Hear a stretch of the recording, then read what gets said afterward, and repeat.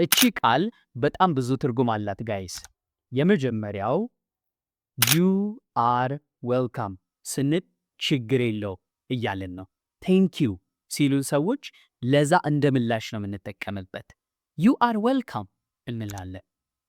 ሁለተኛው እንኳን ደህና መጣህ ለማለት ዌልካም እንላለን። ዌልካም ባክ ስንል ደግሞ ሁለተኛ ከመጣ እንኳን ተመልሰ መጣ ማለት ነው። ቦታውን መጥቀስ ካስፈለገ ዌልካም ቱ ኢትዮጵያ፣ ዌልካም ቱ አዲስ አበባ፣ ዌልካም ቱ አወር ሆም፣ ዌልካም ቱ አወር ካምፓኒ እያለን መጠቀም እንችላለን። ወይም ደግሞ የካምፓኒውን ስም መጥቀስ ይቻላል። የሆቴልን ስም መጥቀስ ይቻላል። ሶስተኛው ዌልካም ማለት እንግዳ መቀበል ማለት ነው። ለምሳሌ I will welcome my students ካልኩኝ ተማሪዎችን እቀበላቸዋለሁ። My sister is welcoming the guests at the gate እህቴ በሩ ላይ እንግዶቹን እየተቀበለች ነው እያልኩ ነው ማለት ነው። የመጨረሻው ዌልካሚንግ።